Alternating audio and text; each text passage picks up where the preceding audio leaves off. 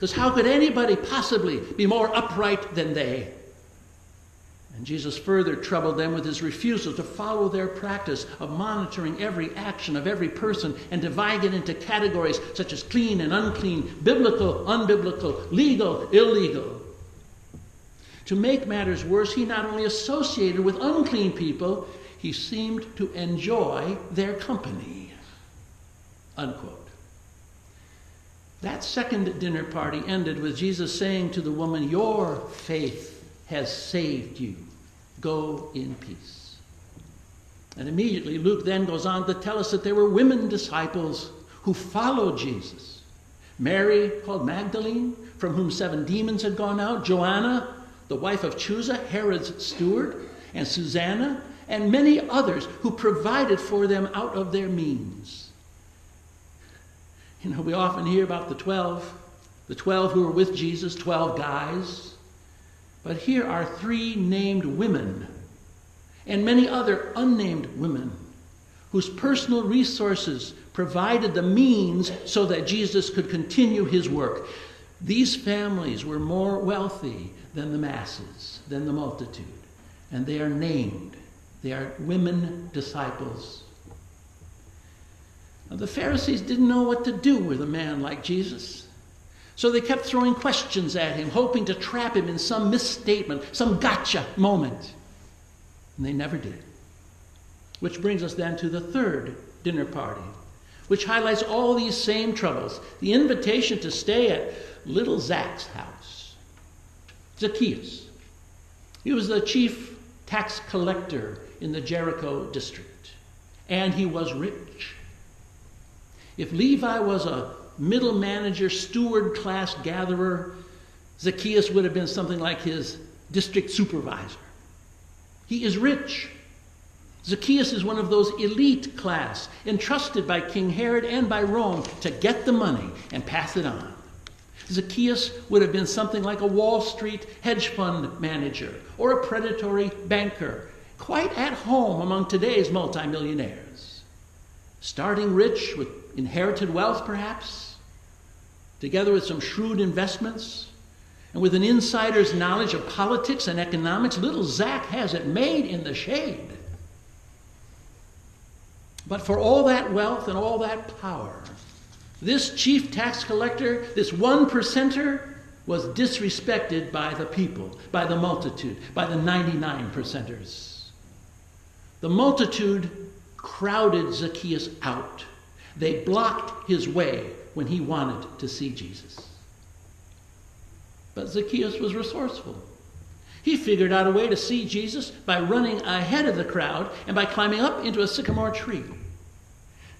That's not the kind of behavior we expect from a leading citizen of wealth. I can't imagine Jesse Besser ever climbing a tree. Not in his older years, at least. Jesus sees the little man up in the tree as he passes by. And I'll bet a whole lot of others in the crowd saw him too, and they just shook their heads. What's he doing? But Jesus called the man by name. He tells him, "Make haste, come down, because I must stay at your house today." I guess Jesus invited himself to that third dinner party. And we're told Zacchaeus received him joyfully. This story, which takes place near the end of Jesus' life, echoes that of the other tax collector Levi at the very start of Jesus' ministry. And in both cases, there's a quick response, a joyful, festive dinner along with overnight lodging. But the crowd murmurs, "He has gone in to be the guest of a man who is a sinner."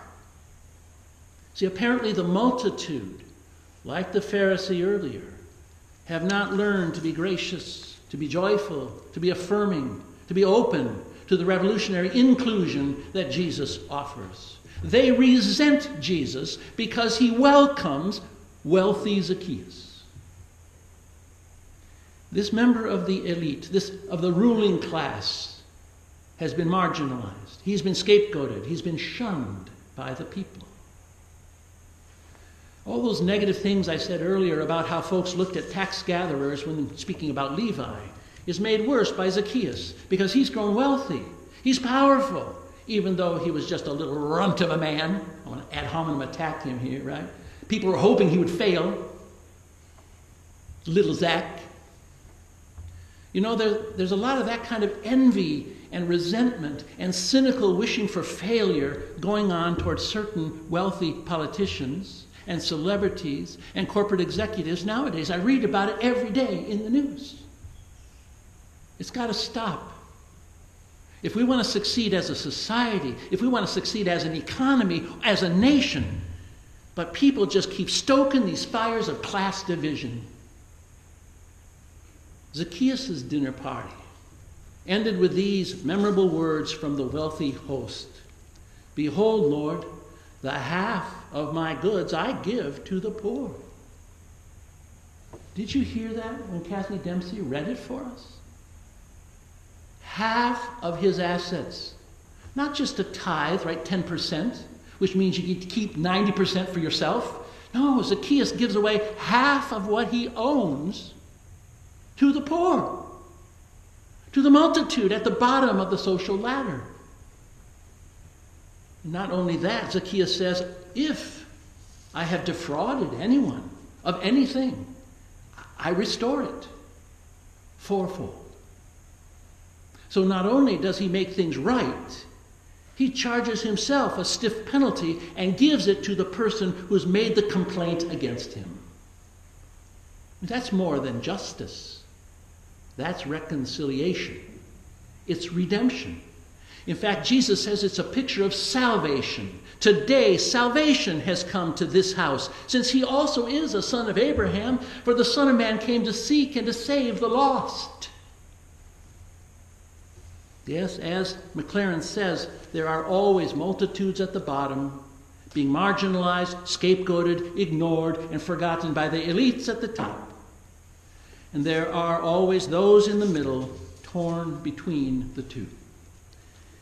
I suspect that's where many of us find ourselves.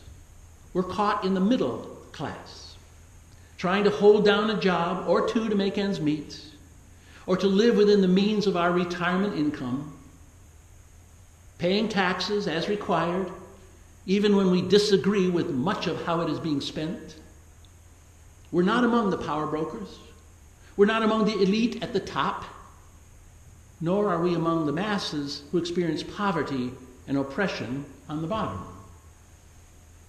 Brian McLaren says that as followers of Jesus, we must stand with the multitudes, with the weak and the vulnerable, with the disparaged and the disrespected, with the social outcast, even if doing so means being criticized, marginalized, and misunderstood right along with them, because that's what Jesus did.